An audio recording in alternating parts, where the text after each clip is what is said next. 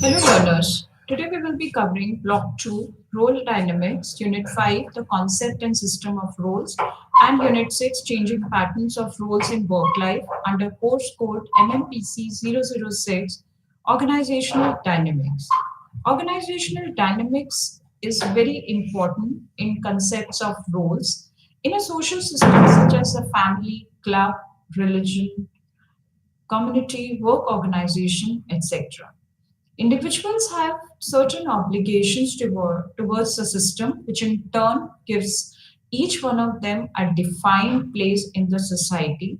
From an organizational context or the organizational dynamics, it is referred to as workplace. This system of mutual obligations can be called as role, and the individual's place, a position, or an office.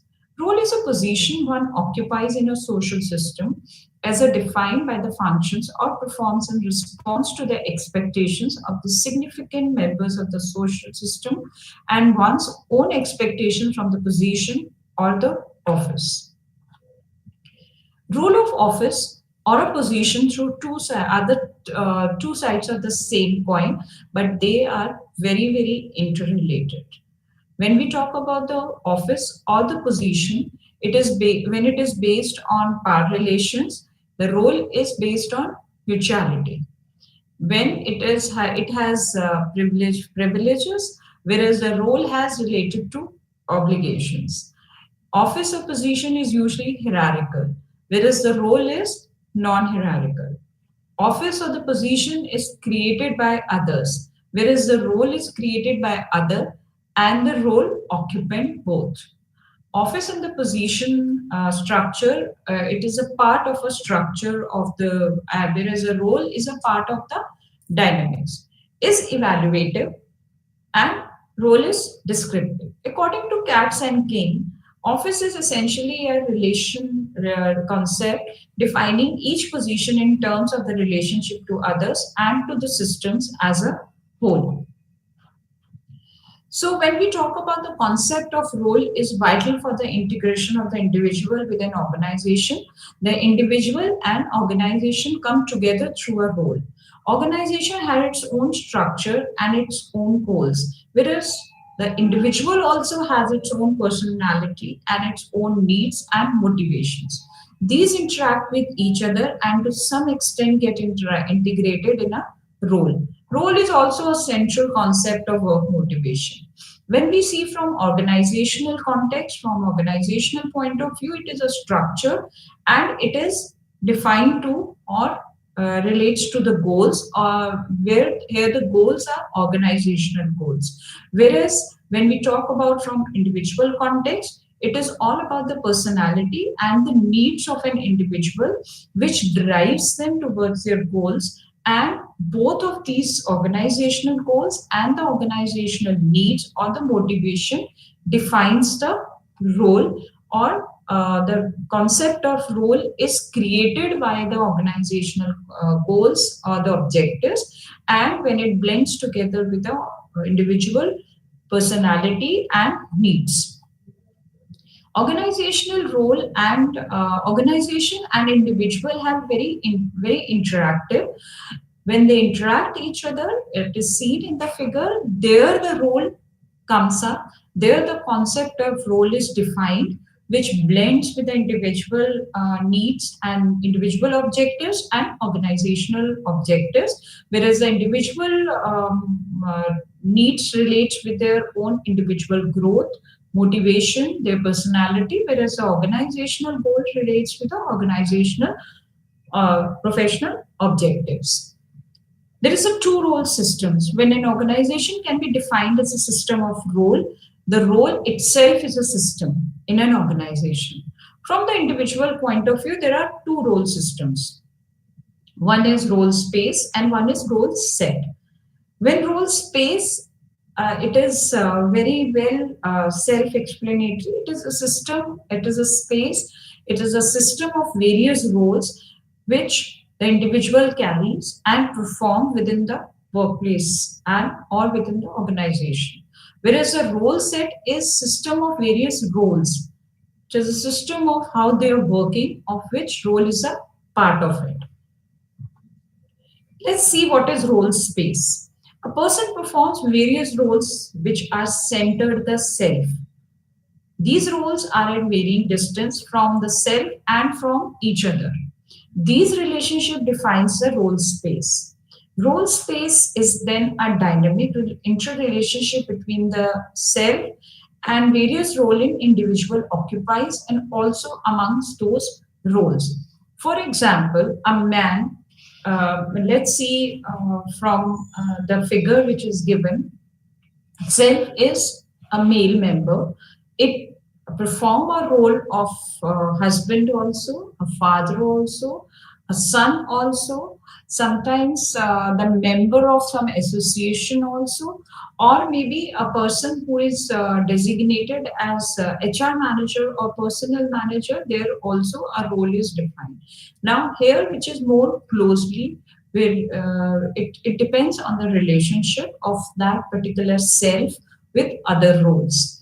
So when we talk about a married man, then the maybe the role of the married man who have a very good relationship with the wife and very it occupies very the very the very close relationship within the family, or a father, being a father very close to their offsprings.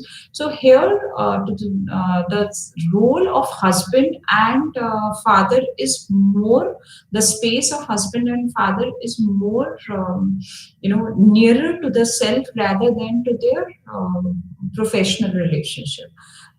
But we have seen that sometimes the person is very much involved in their own professional relationship with their own role at the workplace.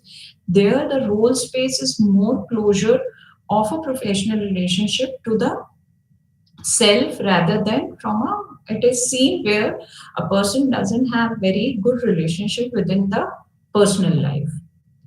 So self-role distance is a distance between role and self, indicates the extent to which the role is integrated with the self. When we do not enjoy a particular role or do not get involved in, there is a distance between the self and role. When we are talking about self, self means our own personality, self means my own needs, self means my own motivation, self means what I wanted to do. For example, I get a job of, I am a qualified HR manager, HR professional qualification, but I get a job of sales manager. Here, probably I may not like my role, but maybe I accept the role due to some financial constraints. So here I'm not enjoying a particular role. So I'm not very much involved in. So there is always a distance which is called as self-role distance, is very much wider. Whereas on the other hand, if I get a job which is very likeable to me, which is as per my qualification, which is as per my the personal, it also I can be able to keep my work life balance also. So or maybe I'm liking to doing, I like to do that job. It is of my own liking, of my par my qualification, or my credibility. There is a very small, shorter distance between the self and role that refers to the self role distance. There may be distance between two roles also that a person occupies. For example, a role of club membership may be distance from a role of husband, or this may be inter-role distance or inter-role conflict also. The more the distance is, more the inter-role conflict is. So it is very important for a person to, as an individual, to see their self-role distance should be, it can be able as per the professional relationship or as per the personal relationships. Focal person. Katz and Can in 1966 used a term focal person for an individual who occupies a role and role senders for those within the role set of an individual. Here, the role occupant is the role set map for an individual's role and can also be prepared on the same lines or those suggested for preparing a role space map. In a role set map, the occupant role will be the center, and all the other roles can be located at various points on the map. So mapping a role system is based again on role space and role set. Role space again is a self where self is a center and all the other roles are performed and arranged around it.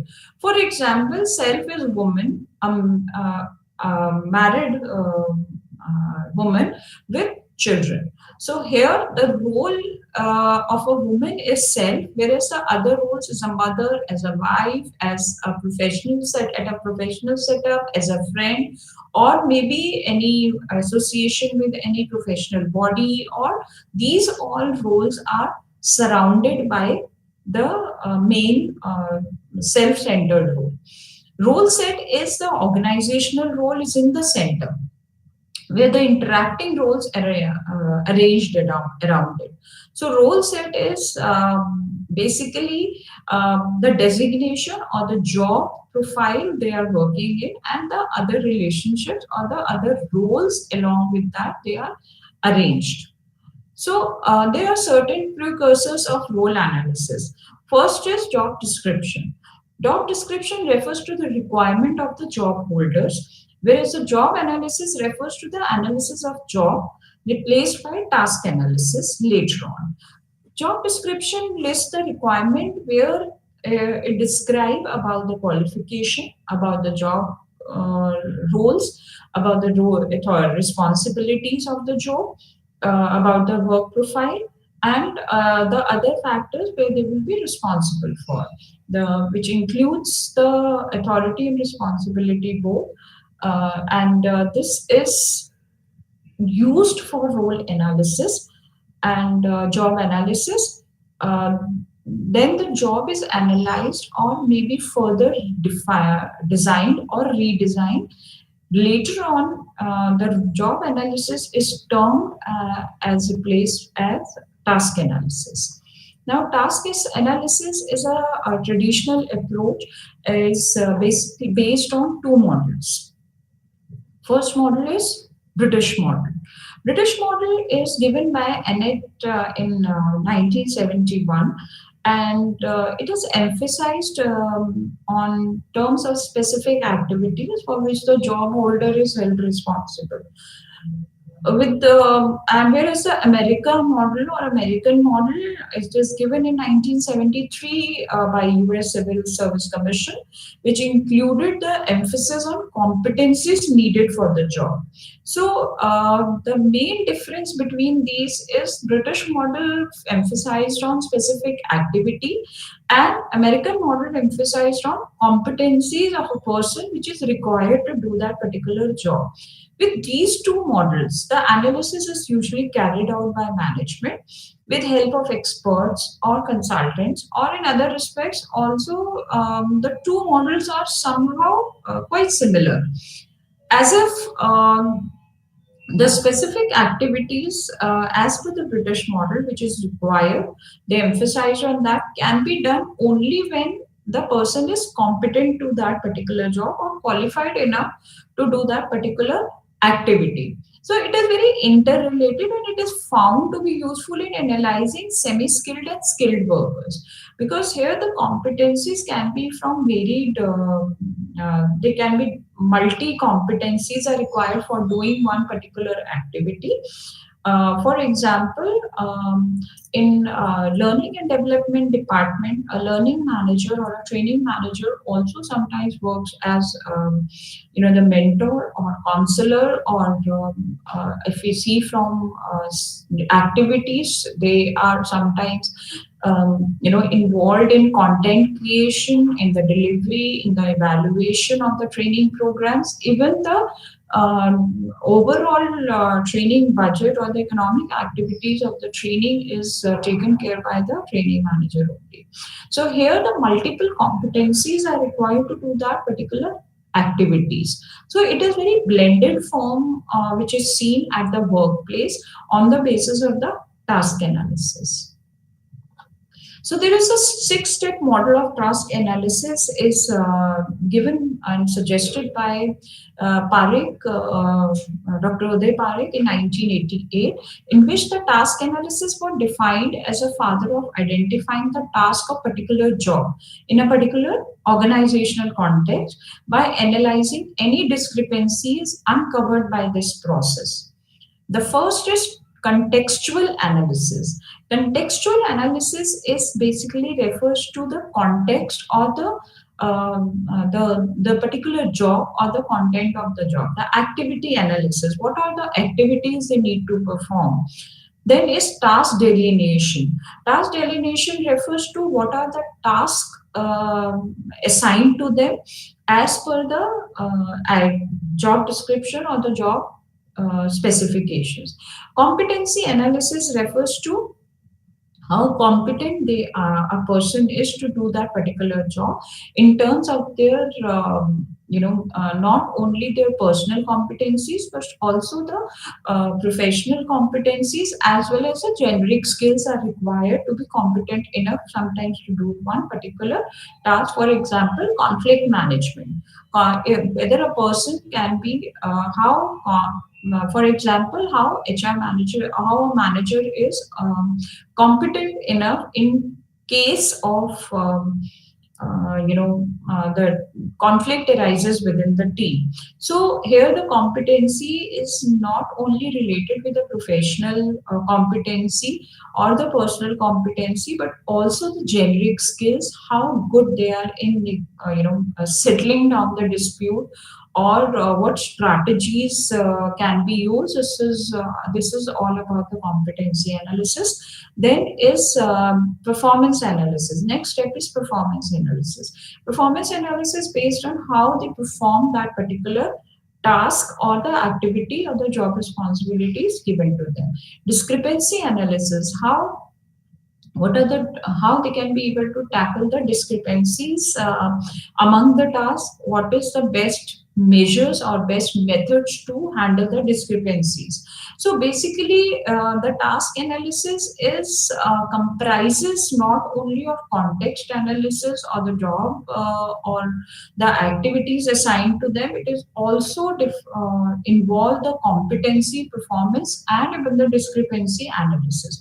So overall, it completes the six steps, which leads to the basically to do the process of doing the overall task analysis.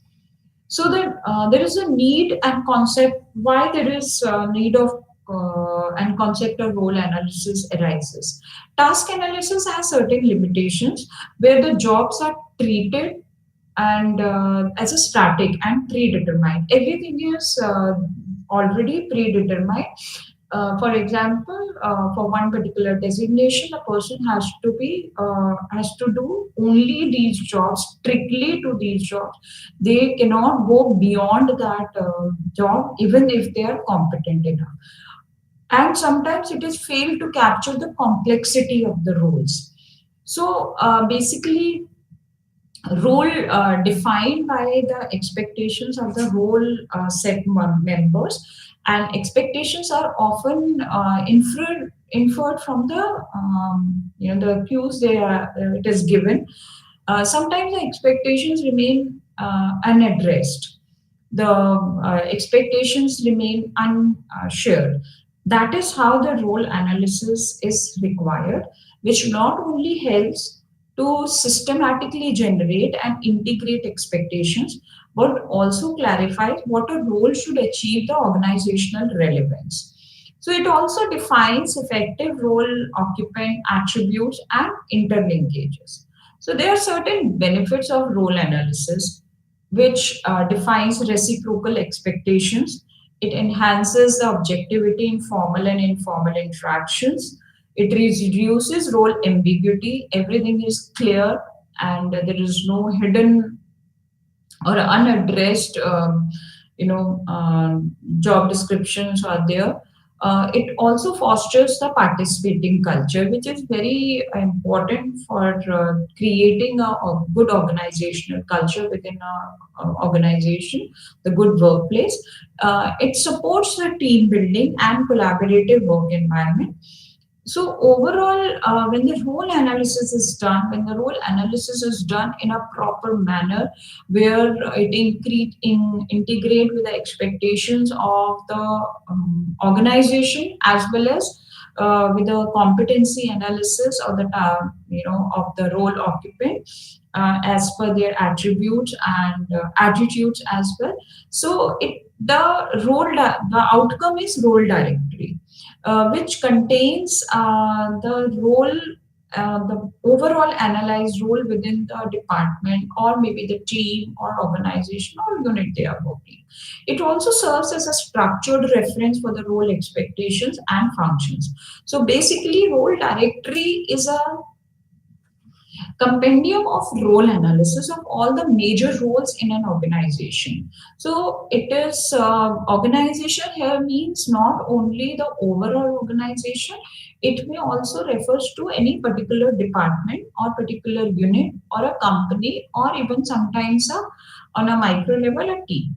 The role directly contains role analysis of several roles.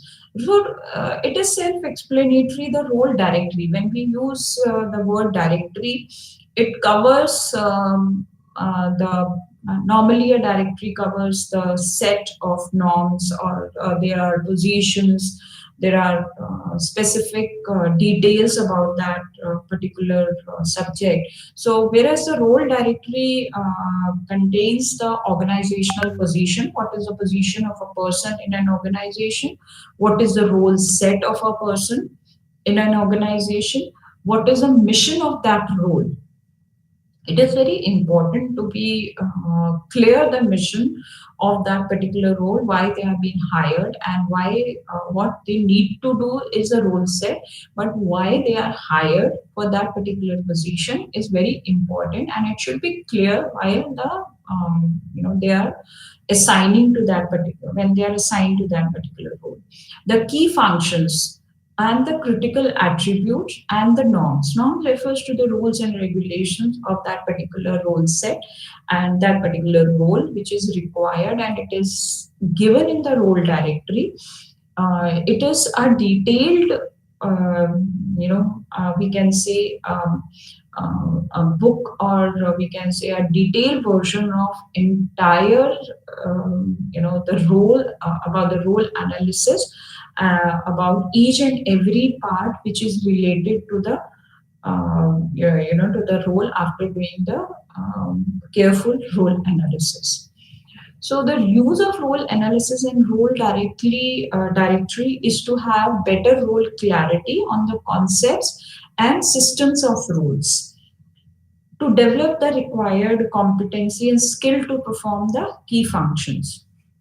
So when it is given the role directory, it is required, not only it helps not only to develop the competency, if it is given before, or it is given at the time of assigning the role. If a person is not skilled, for example, they may look out for the skill set also to be a part of that, to match the role sets or given in the role directory.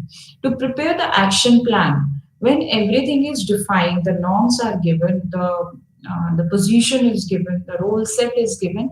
So it's very easy also, and it's very very easy for the strategic partners to prepare the action plan for achieving the objectives under the key functions assigned to them. It also helps in self-development and career and succession planning.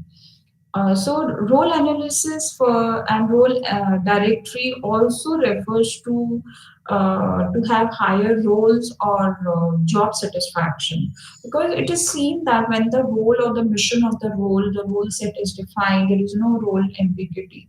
So it shows a higher involvement, better productivity, And of course, look out for the achievement of the objectives given. So transparency plays a very important role in job satisfaction, where it is reduces the job stress also if there is any, because everything is clear from the day one which is given on the role directory. To improve the enabling climate of organizational development, so organizational development again results to the organization culture in performance planning, appraisal reviews, development, and job rotation. Since everything is documented, everything is given in one go about the role, position, role set, mission of the role. So it is very easy for the appraisers to do the planning and the performance reviews. So there are certain key terms which are used in role analysis. First is role directory, which is a document compiling the key functions, critical attributes, and norms on various key roles of the organization. Role is another key term which is used as a position occupied by an individual in a social system. And if we talk about the organizational context, it is like a specific designation or a position within the organization. So, organizational position is a point in a hierarchy of organization and as reflected as reporting relationship. Next term is most of the time it is used as focal role. The role being considered and discussed for role analysis, that is called focal role. Whereas a role occupant is a person who is holding and performing the focal role. Mission of the role. When we say mission, it is a main purpose of existence of role in organization, its basic and distinct contributions to the organizational goals. Role set is constellation of significant roles around and interacting with focal roles, having various expectations from the focal roles. And key function is another term which is used as a function or combination of the activities. The activities which is assume priority over all the functions agreed by the focal role occupant and other set members. So it is very important to know the key functions of that particular role. So there are certain critical attributes which is also defined as essential requirements, the of qualities of the role occupant, and then his norms are the behavior expected from the focal roles occupant by other members of the role set. So here are certain rules and regulations which are also known as norms of the norms, but it is a behavior which is if from role analysis context. So which is expected them to behave in what manner by the occupant with the other members. There are certain techniques which are used as first is RAT, that is role analysis technique. How to do the role analysis? First, the focal role individual initiates discussion on his role. The first step is initiating discussion of his role by analyzing the purpose of the role in the organization, how it fits into the total range of activities, and about the rationale. About it is a discussion stage. Then it is listing stage, which where the focal role individual list in the blackboard is activity which consist of prescribed and discretionary elements. Other role incumbents and his immediate supervisor is involved in that. They question him and define the task. If there is a confusion in this perception, the ambiguity is clear. The focal role individual lists his expectations from each of the other roles. Before that, the individual lists his own activities. Here, it lists his expectations. So, after discussion and writing his own activities, list the expectations what they are expecting to be on that role from each of other roles. So, within the workplace, within the unit or the department, which he feels most directly affects their work. So, role centers state their expectations, And after discussion, the focal role and the role senders agree among themselves and their mutual expectations. The focal role individual then writes up his role. This consists of all the aspects of work discussed above. Discuss here, everything is documented and writing up the discussion and writing his own activity and documenting all the expectation. Then they write up his role and it becomes a so it is a four stage which is also known as RAT. There is another technique which is known as comprehensive role analysis, that is CRA. CRA is done and defined to clarify the boundaries of focal roles, to identify the key contribution to the organizational goals and develop their key functions, critical attributed and forms of behavior. CRA basically refers to the detailed examination of specific role within an organization or a system. It involves analyzing various aspects such as responsibilities, skills and competencies, expectations and goals, interdependencies, challenges and risks, and development pathways. When we say responsibility, it is all about defining key tasks and duties. When we talk about the skills and competencies, it is about identifying required knowledge, skill, and abilities. About the expectations and goals, outlining performance criteria and success metrics. Interdependencies is all about understanding relationship with the other roles. The challenges is all about recognizing potential obstacles and challenges to be on that particular role, and the development pathways refers to suggesting growth and training opportunities. So overall, comprehensive role analysis combines of the responsibilities, skills, competencies, goals, expectations, challenges, risk, and the opportunities. It is often used in HR or organizational designing and sometimes restructuring, organizational redesigning, workplace planning to optimizing role for efficiency and effectiveness. So, overall, the following steps are involved in CRA. So, identifying the focal role for analysis. This is the first step where they identify the focal role for analysis.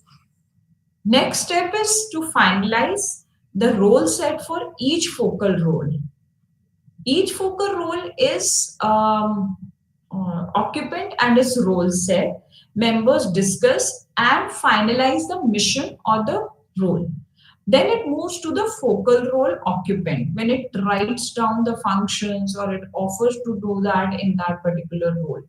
So every other member of the role set writes down what he expects the focal role to do so, and while performing the set role or role assigned to them. The focal role occupant consolidate all the expectations for discussion, and further it moves to the focal role discuss through prepare a list of key functions of the focal role.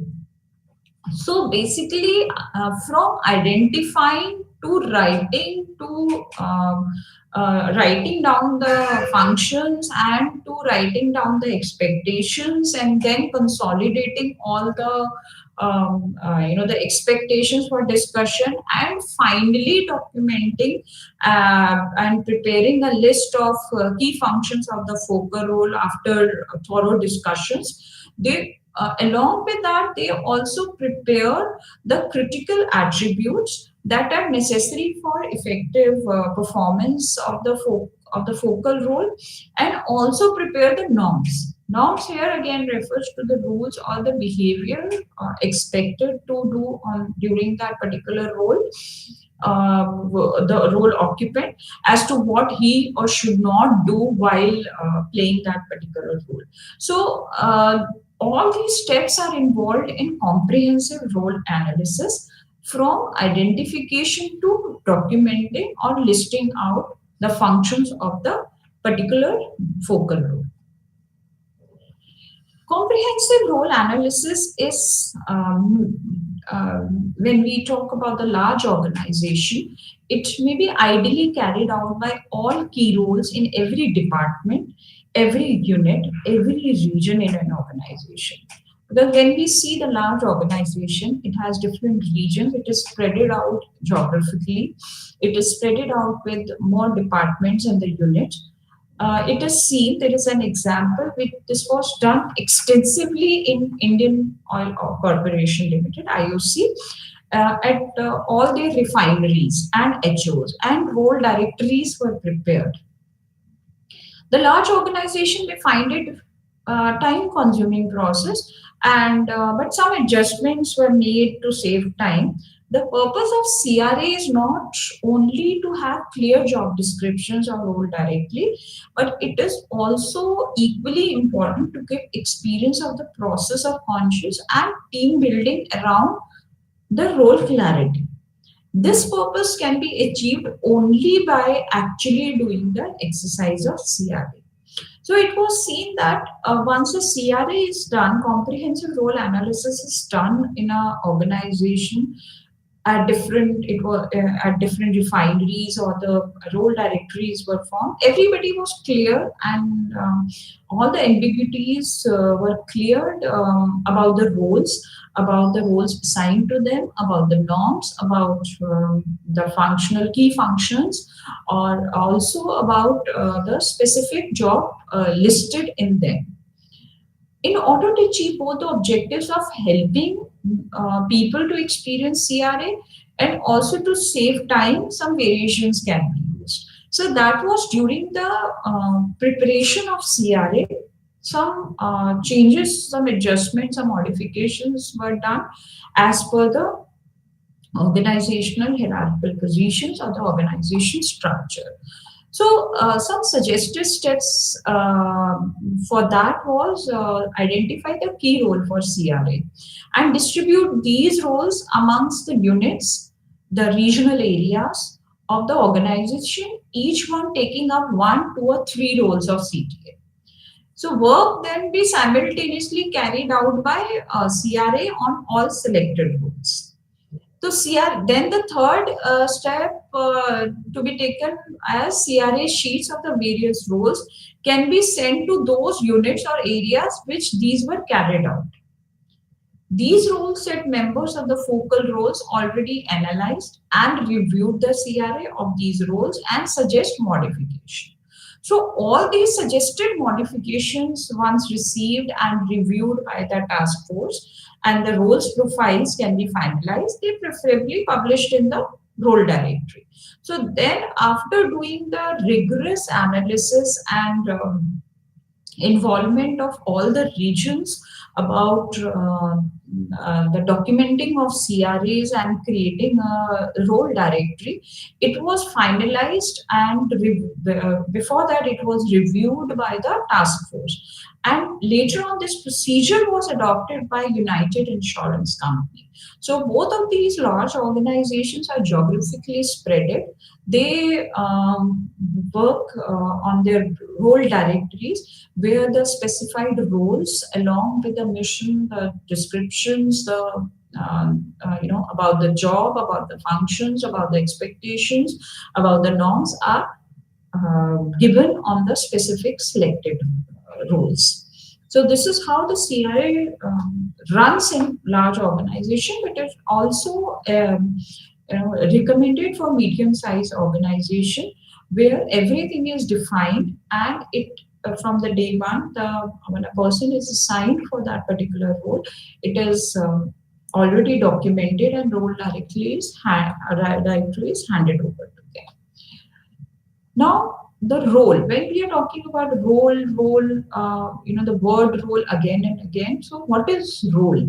Role, when we defined it as a set of activities, the duties, the responsibilities, and required behavior that the organization want a person to excel. The behavior that a part of a role are the contributions the organization wants in exchange for the compensation and the benefits, and it is willing to give.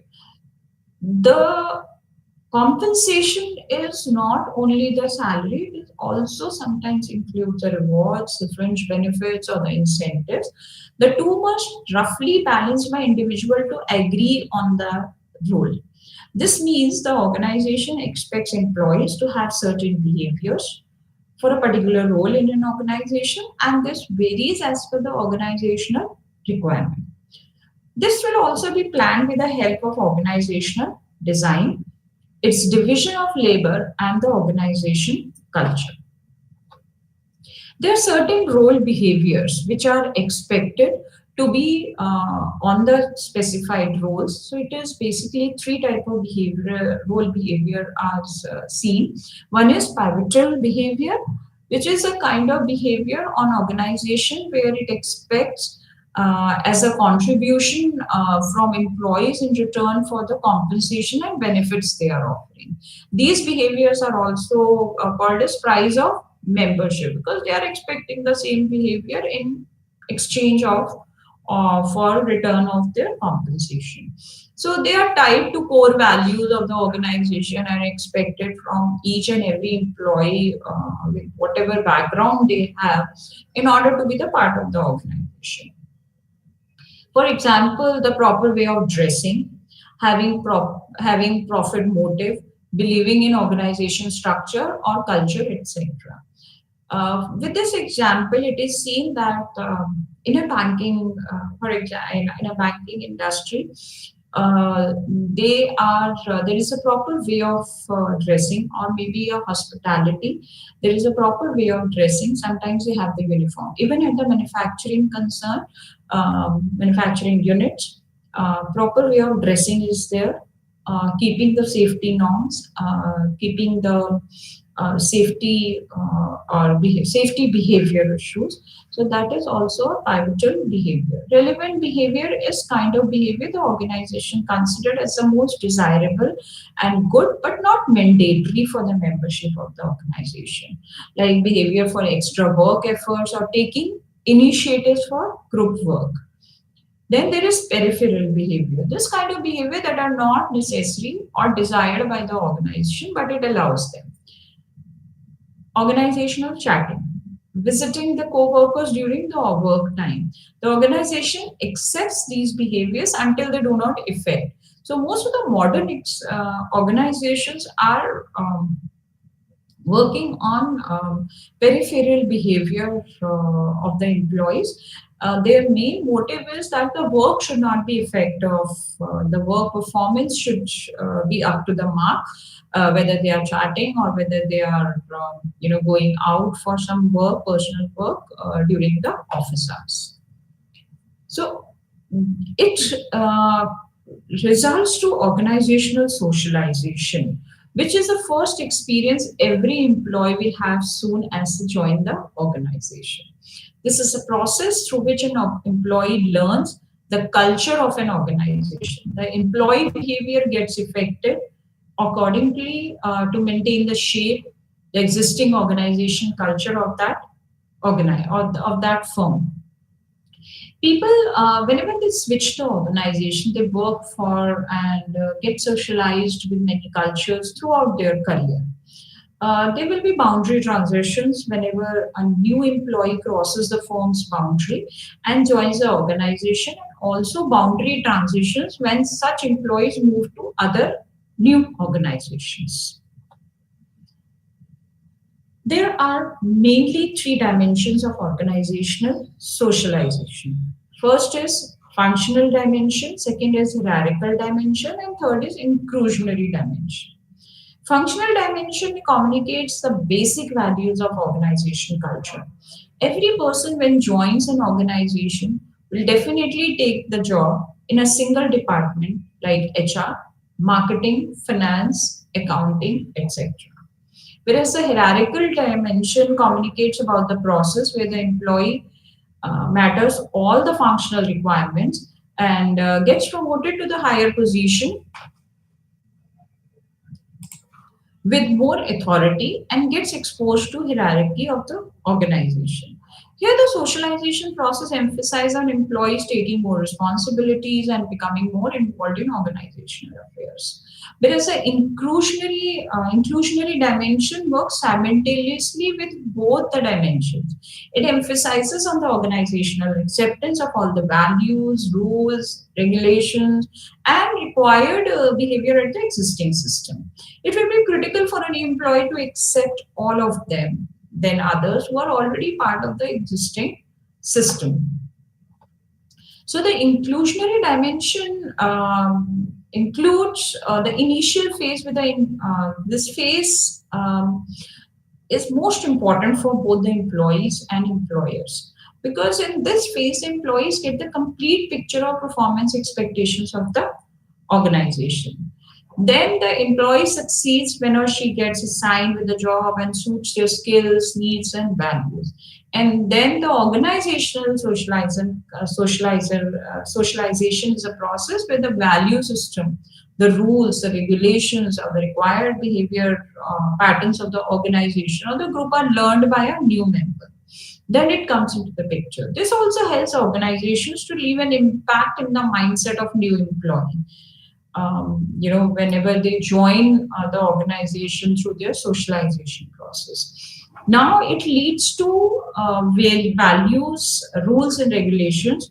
Required behavior are the part of the organization culture, and new employees will join and stay with the organization with all these contributions.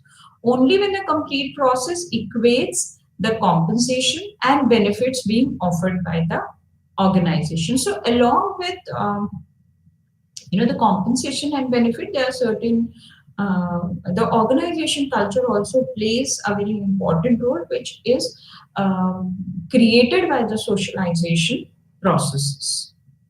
So socialization is a two-way process. Changing patterns of roles in work-life managers are very important in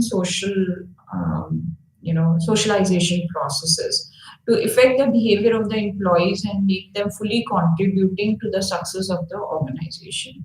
It is also understanding the organizational socialization process helps them to handle the dynamics associates with their roles more effectively.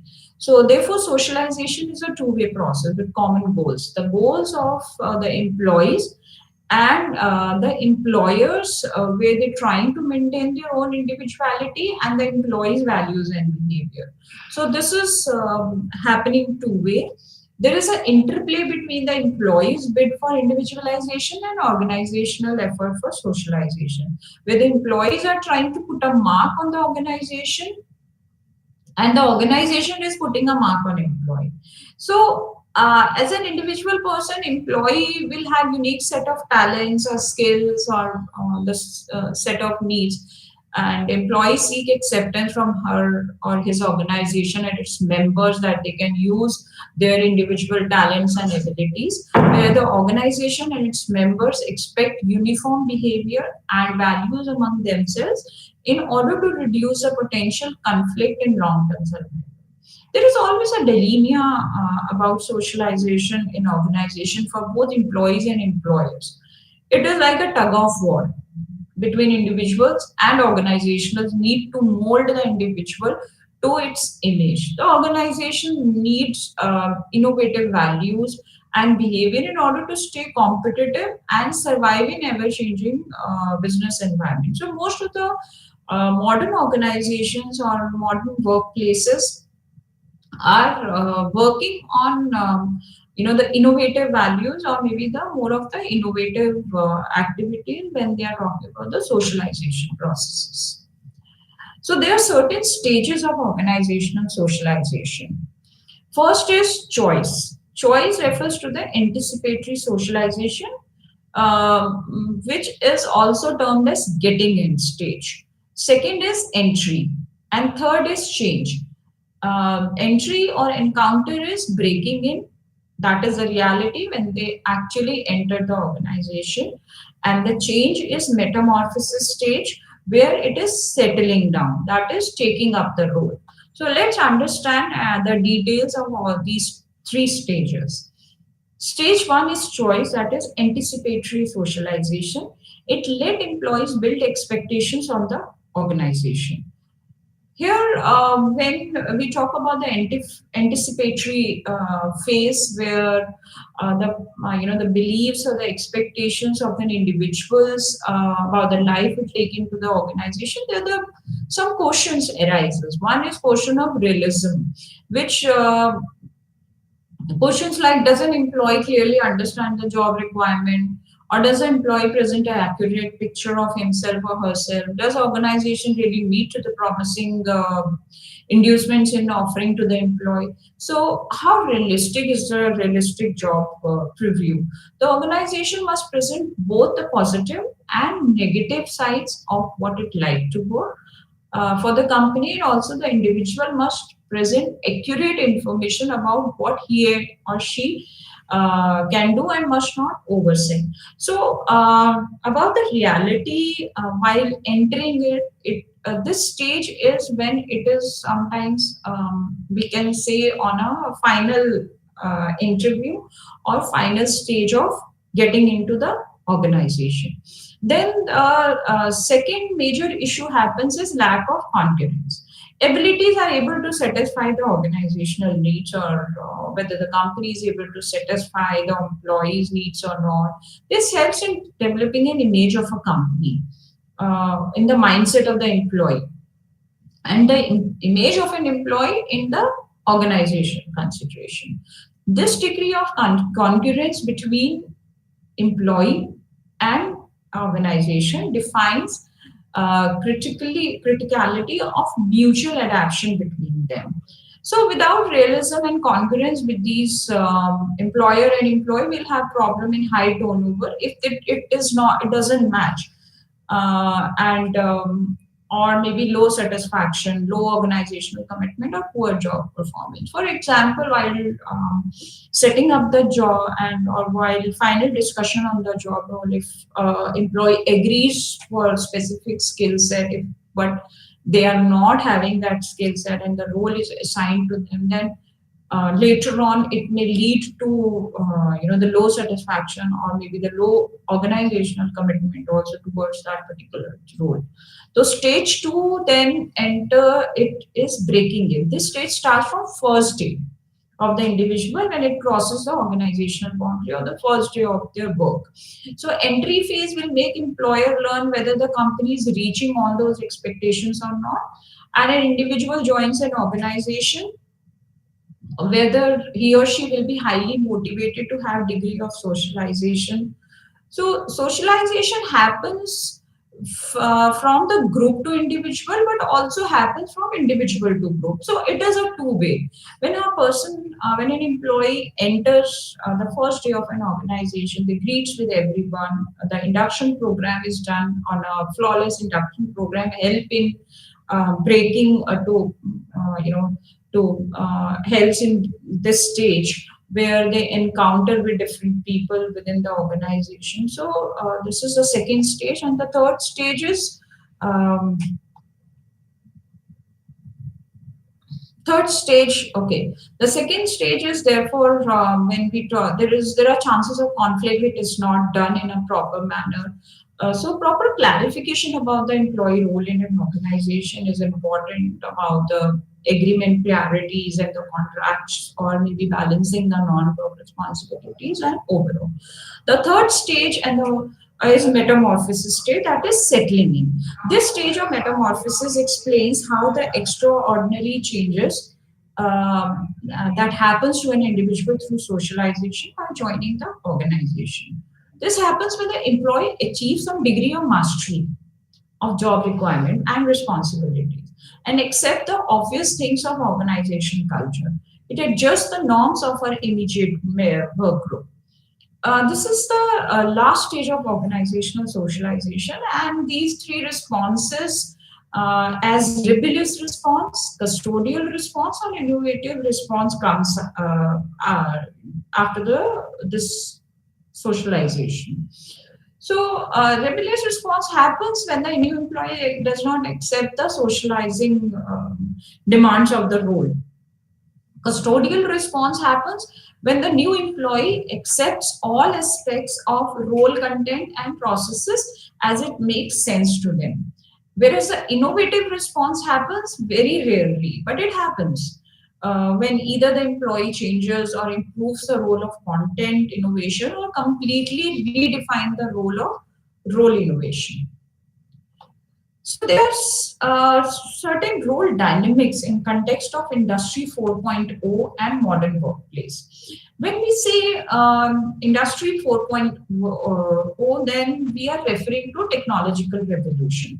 The range of job is extended, the nature of job role is changing in a technological rapid pace.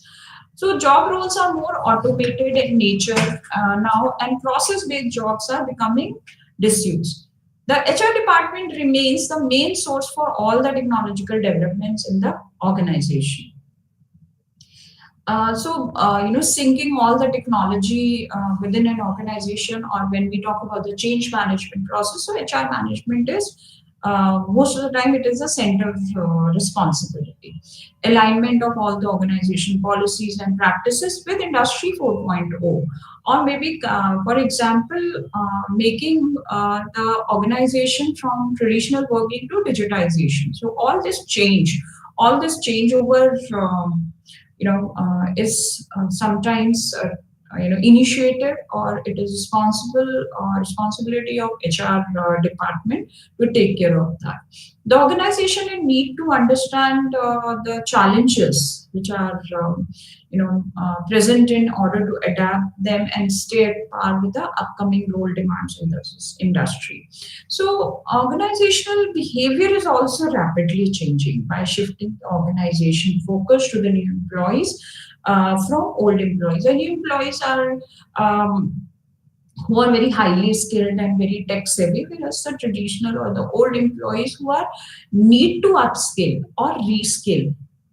So this is very challenging position for the for any organization to convert themselves or change themselves to the modern workplace, because there is always a fear of job loss among them, or maybe fear of failure among them who are already among the existing employees. So when we talk about the Industry 4.0, we are talking about the IoTs, we are talking about the devices and the systems, we are talking about the cloud computing, we are talking about the cyber security, which includes the protection of systems, networks, or maybe the cyber attacks, which is very common these days, and every organization is focusing on that. When we are talking about Industry 4.0, we are talking about AIs and virtual realities. We are talking about big data and data analytics. We are talking about the additive manufacturing and 3D modeling, simulations where we are ability to test different scenarios in mimicking the operations before implementing or execution. We are talking about the autonomous robots, because all these comprises of Industry 4.0, where we need to have tech savvy manpower at the workplace in order to systematically integrate the systems from the traditional workplace to the modern workplace. So when we are talking about the changing patterns, so along with the change management, there are certain changing patterns of the roles in work life, which gives the career evolution, that is rise in flexible talent pools, careers and slasher generation, where the workers hold multiple jobs and income source simultaneously. Greater job satisfaction is there, mental well-being is there, because that is a slasher generation. Then there are certain changing work patterns is seen among the millennials, expect flexible, independent and remote work. The traditional 9 to 5 or 40-hour work week is fading. Virtual meetings are now the new norm. The digital platforms are easily available and easily accessible to every employee. So they wanted to be, if they just wanted to discuss few things. And challenging, it is again the challenges for the future managers also, where they need to balance the expected job role with the remote working. Maintaining the personal relationship at the virtual teams or the remote working workspace is sometimes very challenging and very difficult also. And managing digital presentism and the work life imbalances, because when a person is full time working from home or the remote working is there, there are certain challenges where the work life imbalances are seen. Then there is impact on workplace diversity and inclusivity, where the employers also need to work strategically to maintain the engagement or inclusion in remote setting, where at most of the workplaces they organize the group meetings weekly or monthly for the remote workers, where they come together, they sit together and discuss about the to promote the diversity basically, or maybe to involve the employees. It helps in increasing the employee engagement. Changing patterns impacted a lot on the role of technology, where the smartphones are enabled from anywhere. Risk of digital presentations leading to burnout. It is seen, it is researched that more screen time is more digital presentation is. It leads to the burnout. Empowers employees and increasing organizational agility. Then further is future workplace considerations. Companies must balance flexibility and with productivity and commitment. Need for clear policies to prevent an always a culture, and investment technology is very crucial. So employees benefit with remote hybrid working culture is no daily commuting, traveling to office, no traveling to office, flexible working environment, less costly. There is transportation cost, ability to spend more time with their family, and these are the benefits. Increased productivity, avoidance of office politics, low, there is no need to relocate, reduce the sick days and better health maintenance, and increase women employment, where they need to manage their home and their work, where there are certain employees challenges also, where it overlaps the work and personal life, the poor workplace connections, it increases the electricity bill at the home, and danger of being overlooked for promotions, limited access to trainings, promotions, and employee benefits, distractions at home, or sometimes the poor agronomic leads to health issues. Isolations also leads to mental illness sometimes, and it overall sometimes negatively impacted the career growth. From employer point of view, the hybrid working culture benefit to reduce the workspace, office space, reduce employee absenteeism, happier and satisfied employees. Accessibility is much more easier. It increases the productivity, low operating cost, scope of increasing customer base, and most of the time the sustainable working culture with low carbon footprints and being socially responsible. So these are the few benefits, whereas certain challenges is all about it reduce the cyber security, network security, difficulty in monitoring remote work, inconvenience process for new hires. It reduces the employee motivation, provides a technical setup, and every individual employee sometimes is very difficult, harder to build the work teams, and very less brainstorming sessions. Coordination is sometimes very less. Then, if there is any changes required in the HR policies, that is also very challenging to at the remote hybrid working culture. So overall, we have discussed about the individuals who have different roles with different multiple roles in different expectations. Role perceptions may differ from actual expectations and causing tension. We discuss about the role space, role set. We focus is on understanding role set in the organization, We discuss about map role space and role set helps to role clarity, role analysis, role directory, two techniques RAT and CRA that are methods to analyze and improve roles. We also discuss about the role behavior, the three basic role behaviors. Organizational socialization discussion is very important to create the organization culture. Three stages of organization socialization, and then we discuss on the role dynamics in context of industry 4.0 and modern workplace. We also discussed on benefits and challenges of hybrid work culture from employer and employees perspective. That's all for today. Thank you so much. Namaste.